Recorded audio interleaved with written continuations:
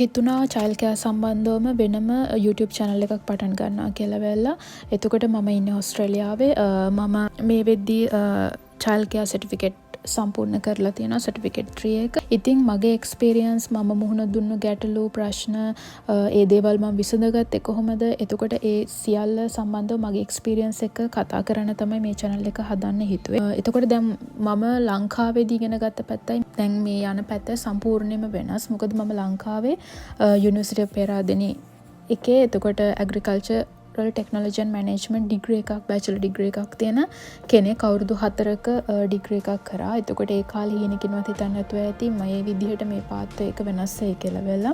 සමහර වෙලාවට ඒ කියන්නේ අපේ ජීවිත ගලාගෙන යන ඩිරෙක්ෂන් එක එකපාරට වෙනස් වෙනවා. එතකොට ඒ දේවල් වලට අපි මුහුණ දෙන්න ඕන.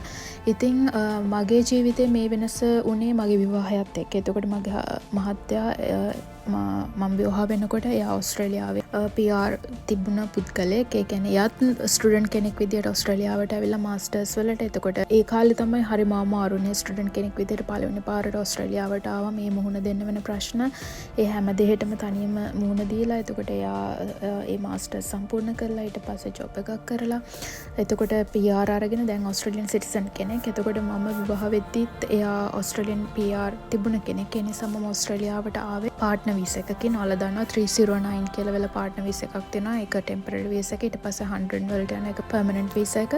ඉතින් මම ආවෙත් පාර්ට්නර් වීසා එකකින් ඕස්ට්‍රේලියාවට ඇවිල්ලා ඒත් එක තමයි. එතකොට දැන් අලුත්ම රටකට ආවට පස්සේ අපිට හැමදේම වෙනස්. අපේ පුරුදු පුහුණු වෙලා ඉඳපු අපේ වටේ ඉඳපු කට්ටිය හැමදේම නැති වෙන අලුත්ම පරිසරයකට එන්නේ.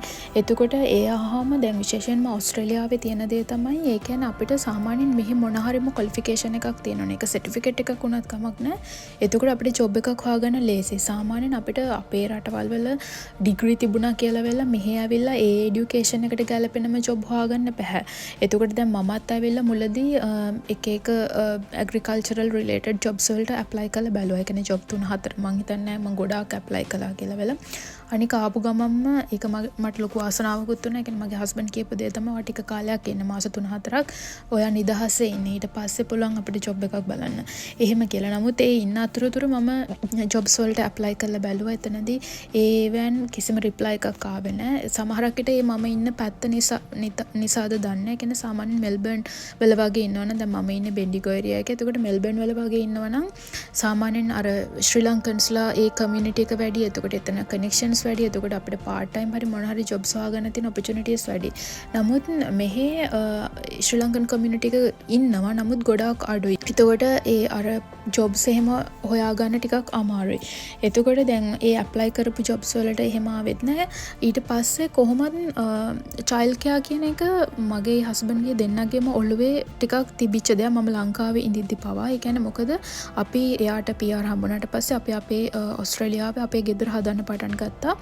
එතකොට අපිම land package house and land package එකක් අරගෙන එතකොට අපේ ගෙදර හදනකොට අපි දැනගත්තා ඒක අලුතින් ඉඳි වෙන ස්ටේට් එකක්. එතකොට ගෙවල් ගාණක් එනවා. එතකොට ඒක ඇතුලේ චයිල්ඩ් කෙයාර් සෙන්ටර් එකක් එනවා කියලා වෙලා මගේ හස්බන්ඩ් දැනගෙන ඉඳියා. ඒක මට කිව්වා. එතකොට ඒ වගේම හරිම වාසනාවට අපේ ගෙදර තියෙන පාරෙම ඉස්සරහා තමයි පේන දුරින් තමයි ගෙවල් 3-4 පාස් වුනහම තමයි චයිල්ඩ් කෙයාර් සෙන්ටර් එක තියෙන්නේ. එතකොට ඒක එහෙම කිව්වම ඉතින් අපි දෙන්නටත් හරි ආසයි තුනා. ඒ කියන්නේ ගෙදර ඉඳන් පයින් යන දුරකින් ජොබ් එකක් කරන්න තියෙනවා නම් කොච්චර හොඳද එහෙම කියලා වෙලා. අනිත් ඒ තමයි යා දැනන් ඉඳියා මම ඒ කියන්නේ පොඩි ළමයිත් එක්ක මම හරි එකතුයි. ආසයි බබාලා එයාලා සාමාන්‍ය මට එකතු වෙනවා හරි ඉක්මනට පොඩි ළමයි. ඒ නිසා ගොඩක් කට්ටියත් වටේ ඉන්න අයත් හැමතිස්සෙම කියපු දෙයක් තමයි ඔයාලට චයිල්ඩ් කෙයාර් සෙන්ටර් එකක් දාගත්තා නම් හරි අපේ ළමයිනුත් අපේ දෙනවට බලන්න නිකන් ඒ වගේ තිබුණා. අනික මම අහසයි. එතකොට මගේ හස්බන්ඩ්නුත් කියපු දේ තමයි ඔයාලට ඒ වගේ සර්ටිෆිකේට් එකක් කරා නම් හොඳ ඔපචුනිටි එකක් තියෙනවා එහෙම කියලා වෙලා. අනික ඒ සෙන්ටර් එකත් අපේ ගේ ගාවම හැදෙනවා. අනිත් දේ තමයි බබාලා හම්බුනාමත් කවදා හරි එතකොට ජොබ් එකට යනකොට ලේසි වෙනවනේ එහෙම කියලා වෙලා. එහෙම අයිඩියා එකක් ඔළුවේ තිබුණා. එතකොට ඕස්ට්‍රේලියාවට ආවට පස්සේ ඊළඟට ඉතින් ඕක හැමතිස්සෙම ඔළුවේ වැඩ කරා. ඒ පැත්තට යමු නම් හරි මගේ හස්බන්ඩ්නුත් ඒ පැත්තට ආසයි. එයාත් කැමති ගෙදර ඉඳන් ගිහිල්ලා වැඩ කරලා එන්න තැනක් ජොබ් එකක් හම්බුනා නම් එහෙම. එතකොට කොහොම හරි අන්තිමට මම දැන් ඇවිල්ලා චයිල්ඩ් කෙයාර් කෝසස් ගැන හොය ඉන්දියා. නමුත් මම ආවේ 309 කියන පාර්ට්නර් වීසා එක ටෙම්පරරි වීසා එකක්. එතකොට 100 කියන ෆුල් ඒ කියන්නේ පර්මනන්ට් වීසා එක හම්බුනා නම් කිසි ප්‍රශ්නයක් නැහැ. එතකොට මෙහි අර ඒ කියන්නේ දැන් චයිල්ඩ් කෙයාර් කෝසස් එහෙම TAFE එකේ එහෙම තියෙනවා. එතකොට ඒවා හරියම මම හිතන්නේ ඩොලර් 500කට 500ක් ඔය වගේ කිට්ටු ගාණක් දීලා වෙලා අපිට ෆුල් සර්ටිෆිකේට් එකක් කරගන්න පුළුවන්. නමුත් දැන් TAFE එකේ දැන් මට එහෙම PR නැති නිසා එතකොට එහෙම බලද්දි ඒ කියන්නේ මට ෆුල් වර්ක් රයිට්ස් තියෙනවා, ස්ටේ රයිට්ස් තියෙනවා මගේ අනිත් වීසා එක ග්‍රාන්ට් වෙනකන්.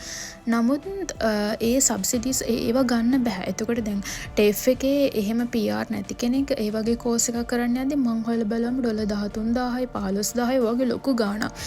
එතකොට එච්චර වියදම් කළා වෙලා අපේ ගෙදරත් අපි ගත් අරගෙන ඒ දේවල් කරගෙන යනවා. එතකොට එහෙම මුදලක් අමතර වියදම් කරන්න තිබුණේ නැහැ. ඊට පස්සේ එක එක කෝසස් ගැන හොය හිටියා. ඊට පස්සේ අනික මම කැමති වුණා ඔන්ලයින් කෝස් එකක් කරන්න. ඊට පස්සේ මට හම්බුණා එක කෝස් එකක්. මම මගේ ඉස්සරහා වීඩියෝස් වල ඒ සම්බන්ධව ඔයාලට වෙනම වීඩියෝස් කියන්නම්. කොහොමද ඒවැ ගණන්, එතකොට කොහොමද ඒ කෝසස් වල වැඩ වෙන්නේ, ඒව ගැන වෙනම කතා කරන්න. ඉතින් මට ඕනුනේ මේ වීඩියෝ එකේදී කතා කරන්න කොහොමද මම මේ පැත්තට යොමු වුණේ කියලා බලලා. ඔහොම ඉන්නකොට ඒ ඔන්ලයින් කෝස් එකක් මට හම්බුණා. එක ITAC කියලා වෙලා. ITAC ITAC ඒ කියන්නේ Institute of Teacher Aiding Courses කියන එක. හොඳට හොයලා බලන්න ඕන කෝස් එකක් හොයාගද්දී. එතකොට මං එතනදී සැලකිලිමත් වෙන්න ඕන මොන වගේ කරුණු ගැනද කියලා වෙලත් වෙනම වීඩියෝ එකක් කරන්න. එතකොට මෙහි කට්ටිය බලන්නේ මොන වගේ ක්වොලිෆිකේෂන්ස් තියෙන්න ඕනද කියලාත් මම වීඩියෝස් ගේන්නම්. ඉතින් ඔහොම තමයි මගේ පාර වෙනස් වෙලා ඊට පස්සේ මම චයිල්ඩ් කෙයාර් පැත්තට යොමු වෙලා ඊට පස්සේ මුලින්ම මම සර්ටිෆිකේට් 3 එකෙන් පටන් ගත්තේ. එතකොට දැන් මම සර්ටිෆිකේට් 3 එක සම්පූර්ණ කළා. සර්ටිෆිකේට් 3 එකත් අරගෙන ඉන්නේ. එතකොට ජොබ් වලටත් ඇප්ලයි කරලා. ඉතින් මේ සම්බන්ධව මගේ එක්ස්පීරියන්ස් ෂෙයා කරගන්න තමයි මේ channel එක කරන්න හිතුනේ. අනිත් දේ තමයි දැන් ඔයාලා හිතන් ඉන්න විදිහට චයිල්ඩ් කෙයාර් කියන එක හරිම ලේසි ජොබ් එකක් කියලා හිතන්න එපා. නිකන් කවුරු හරි හිතද්දී හිතනවා තියෙන ගිහින් ළමයි බලාගන්න එහෙම කියලා. ඒ ඔපිනියන් එකේ ඒ අයිඩියා එකේ මමත් ඉන්දියා මගේ සර්ටිෆිකේට් එක. එතකොට මම අර තියරි පාර්ට් එක කරලා ප්‍රැක්ටිකල් පැත්තට ඒ කියන්නේ රියල් චයිල්ඩ් කෙයාර් සෙන්ටර් එකකට ගිහිල්ලා අපි ප්ලේස්මන්ට් කරන්න ඕනනේ සර්ටිෆිකේට් එක සම්පූර්ණ කරගන්න. ඒතකම් මමත් ඉන්දියා ඒ අයිඩියා එකේ. නමුත් එතනට ගියාට පස්සේ හොඳටම තේරෙනවා නෑ මීට වඩා ලොකු දෙයක් තියෙනවා, ලොකු රෙස්පොන්සිබිලිටි එකක් තියෙනවා. එතකොට මොකද ඒ කියන්නේ චයිල්ඩ් කෙයාර් සෙන්ටර් එකට එන බබාලා ඒ කියන්නේ යාළගේ අම්මලත් එක්ක ඇරුණාම ඊළඟට වැඩිපුරම කාලයක් ඉන්නේ අපිත් එක්ක. එතකොට එයාලට කනබන පොවන ඒ තැන්වල ඉඳලා එතකොට එයාලත් එක්ක සෙල්ලම් කරන ඒ විතරක් නෙවෙයි. එතකොට එයාලගේ උගන්වන වැඩ, එතකොට සමහරක් වෙලාවට බබාලා ඉන්නවා ඒ කියන්නේ පළවෙනි පාරට මොන හරි වචනයක් කියන පටන් ගන්න චයිල්ඩ් කෙයාර් සෙන්ටර් එක ඇතුළේදී. පළවෙනි පාරට ඇවිදින්න පටන් ගන්න එයා චයිල්ඩ් කෙයාර් සෙන්ටර් එක ඇතුළේදී. එයාලගේ එක විශේෂ මයිල්ස්ටෝන් ඒගොල්ලෝ පටන් ගන්න තැන වෙන චයිල්ඩ් කෙයාර් සෙන්ටර් එක. නිසා ඒක හරියම පුදුම තැනක්. එතකොට ඒ විතරක් නෙවෙයි රෙස්පොන්සිබිලිටි එක වැඩි. එතකොට පොලිසිස් ප්‍රොසීජර්ස් ඔය දේවල් තියෙනවා අනුගමනය කරන. අනිදේ තමයි දැන් මම channel එක පටන් ගද්දී මට හිතිච්ච දේ තමයි ඒ කියන්නේ දැන් චයිල්ඩ් කෙයාර් සෙන්ටර් එකක් ඇතුලේ ඒ කියන්නේ අපිට සාමාන්‍යයෙන් ෆෝන් යූස් කරන්න බෑ. එතකොට ඒ නිසා ඒ දේවල් සම්බන්ධව තියෙන වීඩියෝස් ඒ කියන්නේ නිකන් කෙනෙක්ට වීඩියෝ එකක් අල්ලලා එහෙම කතා කරලා ඒ කියන්නේ ඒ තියෙන වීඩියෝස් හරිම සීමිත ප්‍රමාණයක් තමයි තියෙන්නේ. ඒතනනුත් සිංහලෙන් තියෙන වීඩියෝස් හරිම අඩුයි.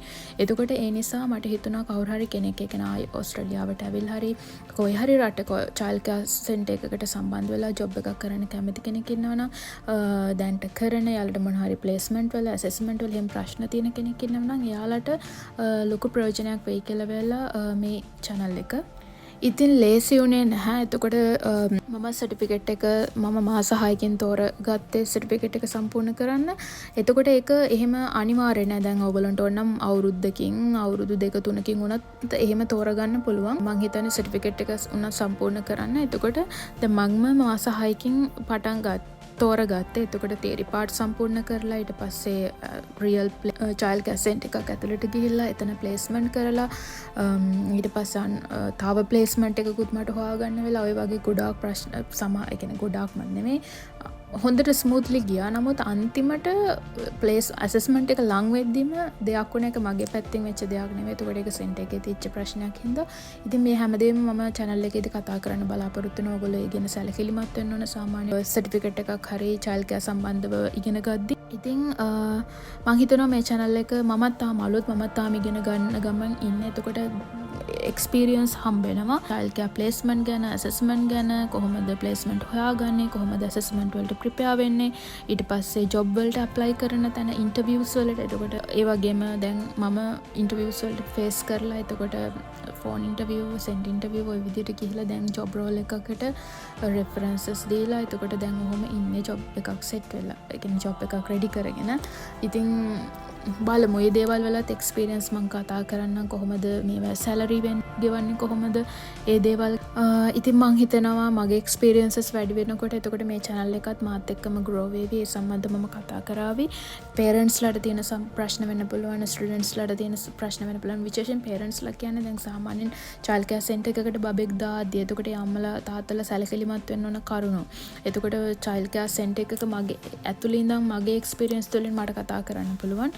එතකොට ඒ දේවල් සම්බන්ධව වීඩියෝස් ඒ වගේම තමයි ඔයාලටත් මොන හරි ප්‍රශ්නයක් තියෙනවා නම් ඉගෙන ගන්න දෙයක වෙන්න පුළුවන්, ප්ලේස්මන්ට් එකක, ඇසස්මන්ට් එකක වෙන්න පුළුවන්. එතකොට කමෙන්ට් කරන්න. ඔයාලට මොන හරි අදහස් ෂෙයා කරගන්න තියෙනවා නම් ඒවා කමෙන්ට් කරන්න. ඔයාලගේ එක්ස්පීරියන්ස් තියෙනවා නම් ඒවා කමෙන්ට් කරන්න. ඔයාලගේ මොන හරි ප්‍රශ්නයක් ඊළඟ ටොපික් එක වෙන්න පුළුවන්.